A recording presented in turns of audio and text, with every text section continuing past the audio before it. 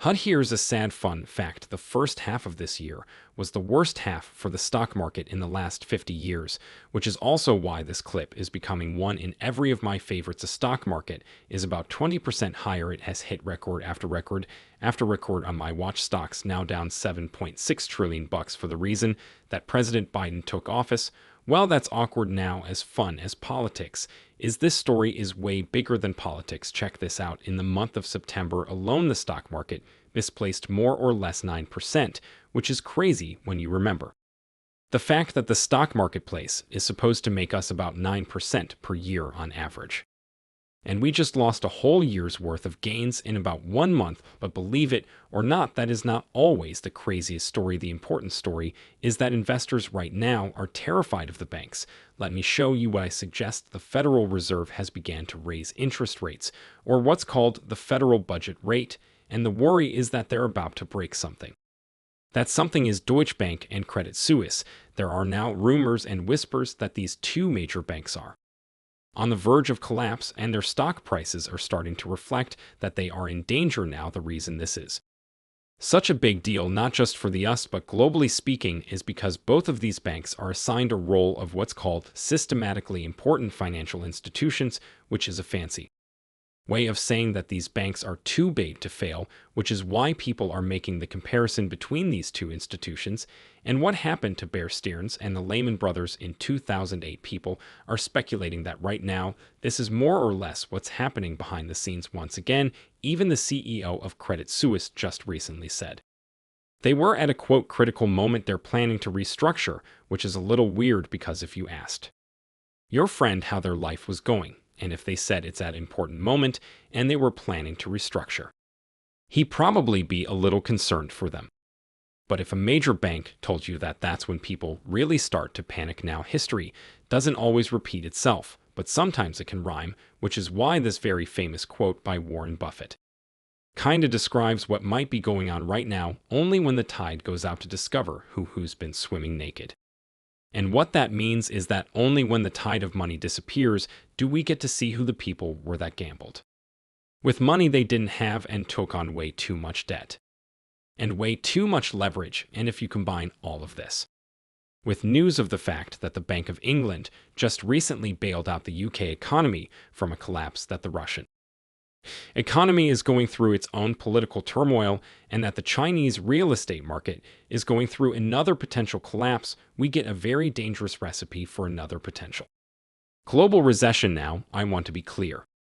This isn't my prediction of what is going to happen, so I'm not trying to sound the alarm. Rather, I'm trying to explanation for the complexity of everything that's going on and why the markets are scared, so that hopefully we can better understand why this is taking and how it would affect us if it were to happen. So with that said, let's get right into it. Hi, my name is Andre Nick. Hope you're doing well. Come for the finance and stay for another banking crisis. So first, I'll give you the backdrop behind what's happening right now, and then I'll segue to Deutsche Bank and Credit Suisse. But first, the stock market is down 3 quarters in a row this year. The last time that happened was during the 2008 financial crisis, and that meaning is shadowing. No, luckily, the inventory market does not actually predict a recession. However, here's what kind of does. The Bureau of Monetary Analysis, which just recently put out their last estimate for the second quarter GDP. Remember, the GDP is what measures the health and growth of the economic,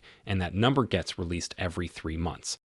And if there are 2 negative GDP numbers back to back, regardless of what they are, as long as they're negative, that's when we get the official recession. Now, so far, this is nothing new because we already know that we're in what's called a technical recession, because the first quarter was negative 1.6 and the second quarter was negative 0.6%. Now there's a catch though, because every time the B releases their GDP numbers, as they gather more data, they like to revise those numbers 3 times. Sometimes those numbers go up, and then we find out we weren't in a recession after all. So just recently, the B released their third and final estimate for the second quarter GDP, and that number was negative 0.6%. Nothing's changed, which confirms we're still very much in what's called a technical recession. Obviously, people blame inflation for this, which is why the Federal Reserve has had to raise rates.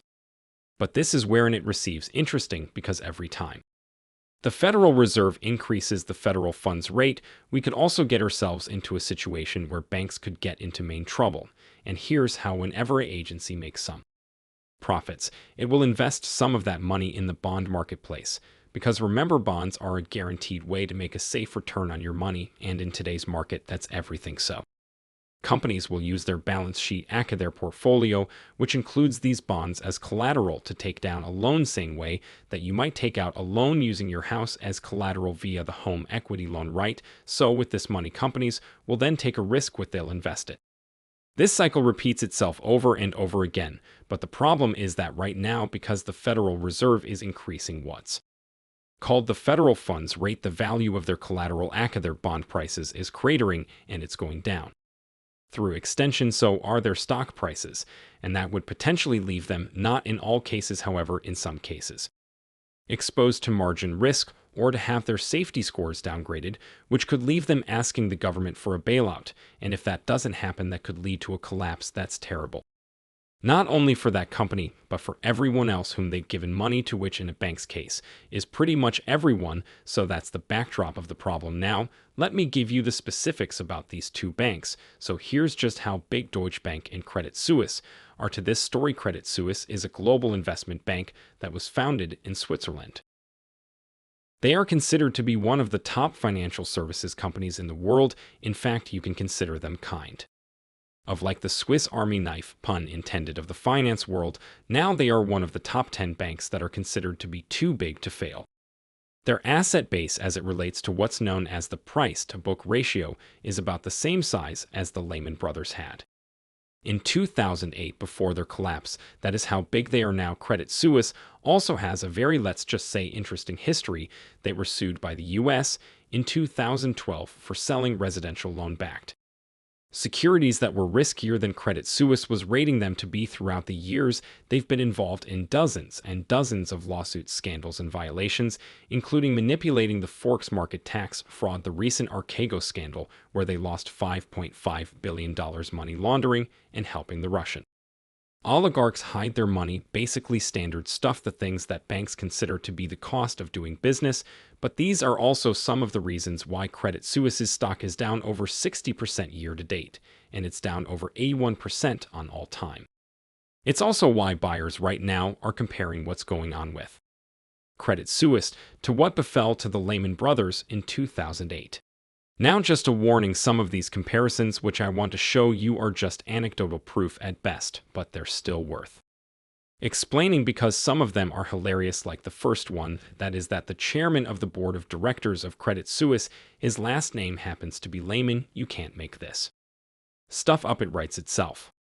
Their CFO's last name is Ponzi. Okay, the CFO part was made up, not my joke, but Credit Suisse did recently put out a statement saying that they have, quote, a strong capital base and liquidity in the bank, which is interesting because you know who said almost the exact same thing back in 2008, the Lehman Brothers CFO. Back then in September 2008, they said, quote, our capital position at the moment is strong. Yet it wasn't, though. But arguably the biggest piece of evidence against Credit Suisse right now is the price of what are called credit default swaps, which have now reached a price level that was last seen around 2009. So here's what they are. It's a little complicated, but buying credit default swaps, or CDSs, is like the equivalent of taking out insurance against an investment. Now, if your investment turns out to be right, you'll make a little bit less money. But if that investment goes to zero and it collapses, you may make some of your money returned, and technically that is because what you're doing is you are buying treasuries aka government bonds from a third party. That's why there is counterparty risk. But the point is, the more risky an investment is seen, the more expensive that premium becomes. It is why we're seeing the price of the CDSs against Credit Suisse shooting up in price, because the market is protecting itself against their potential collapse. Now, this exact same thing is also happening to another most important bank called Deutsche Bank. They're massive, with an asset base that is larger than what the Lehman Brothers had in 2008, and they're also listed as a bank that is, quote, too big to fail. Now their stock price this year is already down 42%, and it's down over 83% on all time. So you can think of Deutsche Bank as sort of like the problem child of the finance world that simply would not appear to get along with anyone and doesn't want to play by the rules, which is also why they have a very rich history that spans decades of fraud, investor protection violations, interest rate benchmark manipulation, tax violations, banking violations. On it goes. So that is the story of these two banks, how big they're and why they're important. Now, let me just tie everything together. Credit Suisse manages $1.5 trillion worth of assets. Deutsche Bank manages $1.3 trillion. Together, their assets under management, or AUM, totals roughly $2.8 trillion, which is roughly 4 times what the Lehman Brothers had under management at the peak. Before their collapse, also Deutsche Bank has kind of $47 trillion worth of derivative property, and if that bank goes under, so does the whole system, and the reason for that is because of what's called the contagion effect. It's exactly what it feels like. It's an effect that's contagious. When one institution fails, that leads to another, which results to another, which leads to the entire world. We already saw this happen in the crypto space earlier this year when Three Arrows Capital failed, which led to Terra Luna, which led to Celsius, which led to Voyager, and everyone else failing. It's like the domino effect. The difference, though, is that when the Lehman Brothers were selling these toxic insurances and CDSs that they could not pay their invest back on, is when they collapsed. All of the other institutions would have collapsed too if it wasn't for the government stepping in, bailing them out. That is additionally why you are seeing the charge of these types of insurances, specifically the 5-year CDSs, go up in value because as some distance as the wisdom of the market is concerned. The market is trying to protect itself against the possible collapse, and that's also why we're probably going to continue seeing a stronger dollar and more volatility in the stock market.